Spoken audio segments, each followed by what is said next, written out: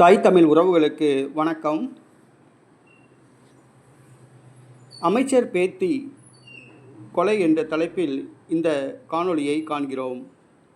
அமைச்சர் பேத்தி கொலை என்ற தலைப்பில் இந்த காணொளியை காண்கிறோம். மத்திய அமைச்சர் ஜிதன் ராம் ரஞ்சி இவர் பீகார் மாநில முன்னாள் முதலமைச்சர் ஆவார். இவர் காங்கிரஸ், ஜனதாதளம், ராஷ்டிரிய ஜனதாதளம் ஆகிய கட்சிகளிலிருந்து கடைசியாக ஐக்கிய ஜனதாதளத்தில் இருந்தார்.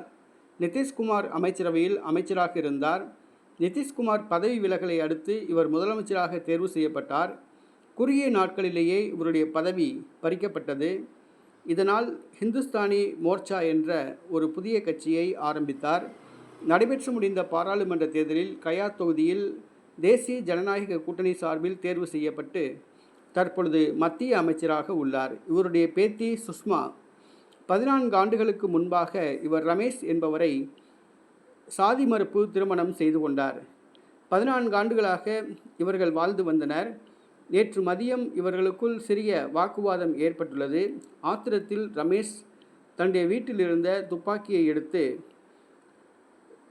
சுஷ்மாவை தாக்கியுள்ளதாக கூறப்படுகிறது.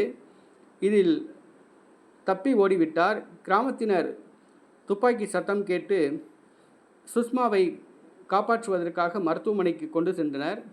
ஆனால் அவர் இறந்து விட்டதாக தெரிவித்தனர். காவல்துறையினர் சுஷ்மாவை கொலை செய்த ரமேஷை தேடி வருகிறார்கள். பீகாரில் மத்திய அமைச்சர் ஜிதன் ராம் மஞ்சி அவர்களுடைய பேத்தி மரணமடைந்திருப்பது அதிர்ச்சியை ஏற்படுத்தியுள்ளது. பீகாரில் சட்டம் ஒழுங்கு சந்தி சிரிக்கிறது என்பது அனைவருக்கும் தெரியும்.